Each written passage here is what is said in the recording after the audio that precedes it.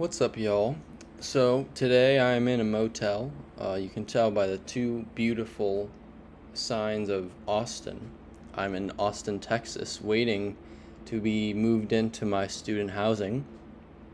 Or I should say, I'm waiting for my car, and then 4 days from now, I will be moving into student housing. So, a little change of scenery, and then once again, another change of scenery will happen.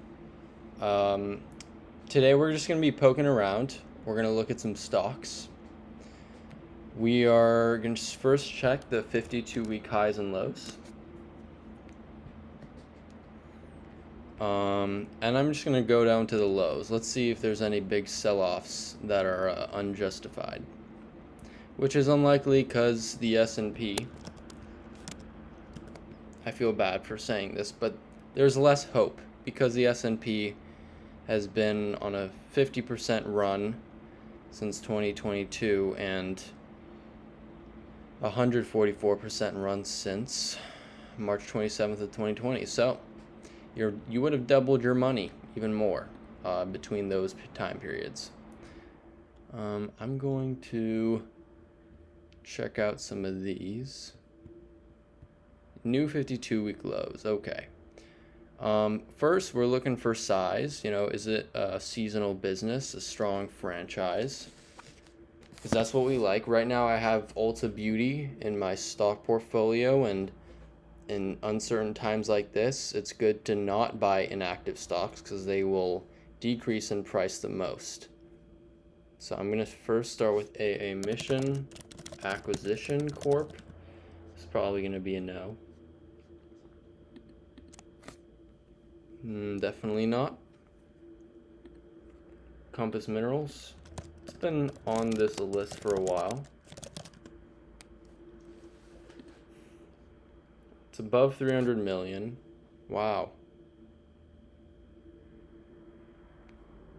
Okay. Alright, let's start with this. Why not? Now let's look at the revenue and net income for growth and stability. I like investing in strong investments. Like, I don't like to worry that my money is going to disappear every morning that I wake up. So, okay, well, revenue seems pretty stable. It's not exactly growing. This is kind of a weird. It seems like they make negative or zero revenue in the last quarter of every year. Okay. This is net income. Wow. Definitely unstable. Not bueno, not good. Okay. This is very, very disappointing earnings. So let's see, are they expensive compared to earnings? So this is a 15 million annual net income. I'm going to set that as their normal because it's pretty low and we want to be conservative. So that's 15 in millions.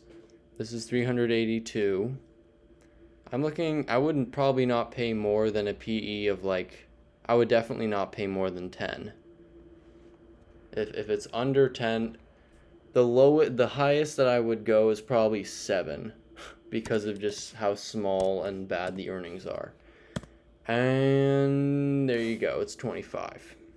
That is extremely, extremely overpriced because what that's saying is the company is not only gonna grow, it's gonna just surpass them every year and like it has in the past, and it's just gonna surge upwards nonstop for a good amount of time. So that is not gonna be our stock for today. Dayco New Energy,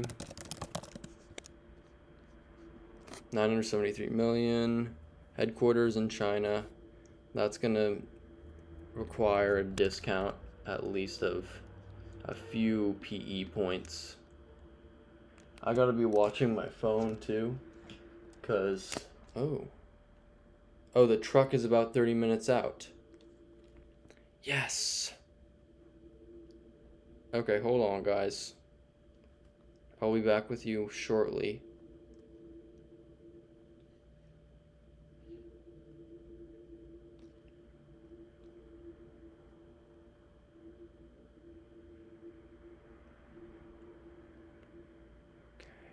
I'm gonna leave 30 minutes. That was like 12:55, 47. I'm gonna leave it around 12:40.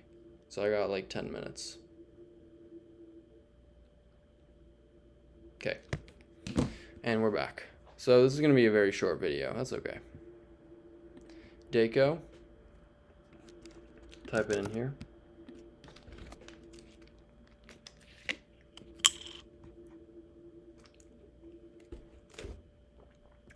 It's interesting. This is revenue, mind you. This is usually what your income looks like. That's not a great sign. Okay. Well, we're gonna take their long-term average as well as these two numbers. I'm gonna give them 10 million, or we'll do 15 just because they've had this massive surge, but has since come down. So we'll do 15 million, and 973 over 15 is a PE ratio of 65. Would you pay 65 PE ratio for the stock? Oh, wait. Sorry, that's quarterly. I'm sorry, guys. We're going to look at annual. Yeah. It's going to be pretty much the same thing, like around 50. So what's 973 over 50? 19. Very expensive. That's 19 means it's very optimistic future prospects for this stock. I don't think that would be justified in this case. It's from China. I'm not a big supporter of their economic policies, and their net income has also been quite meager. But just for funds, let's check if they have a conservative balance sheet. So I'm going to do this. I'm going to go to 20F. I'm going to go to annual report. All right, I don't have my calculator right here, and since we're in a rush, I'm just going to go straight there and do it on Google. So, as of December 31st, 2023. So this is not current results, but we're going to first look at the liquidation value. So I'm going to do 3. This is in billions. No, sorry, millions. Oh wait, sorry. Yeah, cash. I'm not going to include restricted. I am going to include notes receivable. And that's not an operative receivable, that's just investment because it's a note. Short term, nothing. Prepaid expenses and other, I'm not going to include. Advances to suppliers. That's prepaid expenses. Inventories, yep, 0.66. So that's the number that I use for inventory. This was 1.17. I'm actually gonna put this. Yeah, no, I'll keep it in cash. No, that doesn't make sense. Why would it go? It's kind of interesting. It's a small number, so it shouldn't affect much. I'm just looking at notes receivable. Like you see, it went from 1.1 million to 0.1 million. Okay, so that'll get us a current side of 3.2 million minus current liability. So I'm right now I'm getting the liquidation value. Sorry for not saying that earlier. Because that will involve attaching multipliers to each of the balance sheet values. Okay, 0.84. Okay, and then plus 0.2. And now we're literally just going to do the assets minus current assets. So because all of this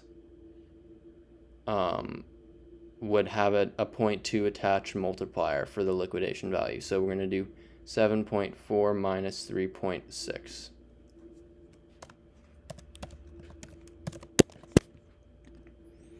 Okay, they have a liquidation value of about 3.1 million, give or take. So this is about, the base price that a private market value whale would pay for the company. It's 313 times the liquidation value. So what that tells you is that people think, well, the market thinks at its current price that this company is worth far, far more as a going concern, meaning it's raking in earnings rather than being liquidated. Let's see, what are some other values I could look at? I'm going to look at their tangible book value.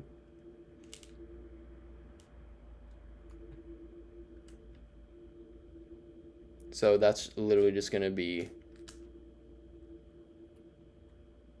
cash plus inventories plus property, plants, and equipment minus total assets, minus total liabilities. That will be a rough number, but good enough. So 3 million, that's cash. Sorry, that's going to be plus. Inventories at 0.17. P property, plant, and equipment net of depreciation and amortization. And then that will get us prepaid land use rights, prepaid expenses. I'm not going to include that. It's a negligible number. And all right, now minus total liabilities at 0.98.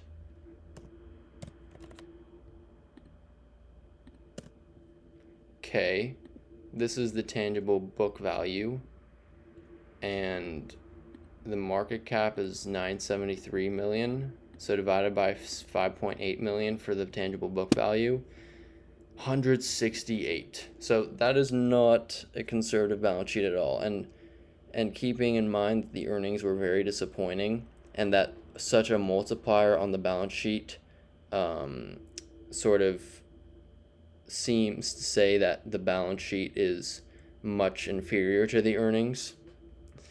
Well, that would be false, because their earnings have been very, meager lately. Like, it may say it's 6.53 PE ratio, but if you look at their quarterly net income, it's declined a lot, and now it's it had a deficit, and now it's like way down here. And if you look at the annual, this number is higher. This only takes into account the recent upswing, but if you took into account the 15 million quarterly earnings times 4 for 4 quarters, it's 60 million. You would be just back to square one, where they had these years, and the PE would be 65, like we said. So, not a good company to invest in my opinion. Just for due diligence.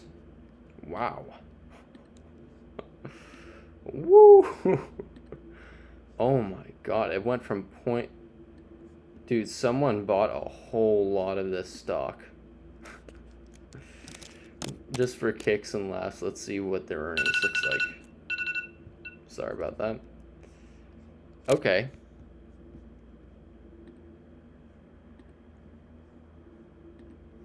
That's actually not bad. What's their stability on their quarterly earnings? Essex Property Trust. It's not even a real business. But let's calculate a PE ratio. 430 million. This is 1.43 billion. It's a PE ratio of 3.3. Essex Property Trust. This is a REIT, correct?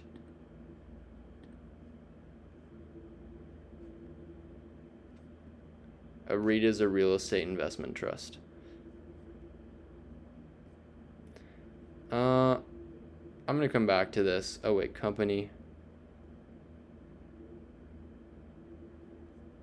Jeez.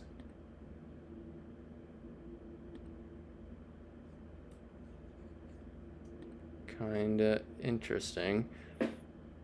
I don't know, it could be good. I'm gonna come back to this, but I have to go now. So I hope you guys enjoyed that video. We only went through 3 stocks. In the future, I'm gonna make them a little faster. I think we're at a point now where I've educated enough in the past videos where I can just talk and do this pretty fast. So, alright, I hope you enjoyed. I'll see you in the next one. See y'all.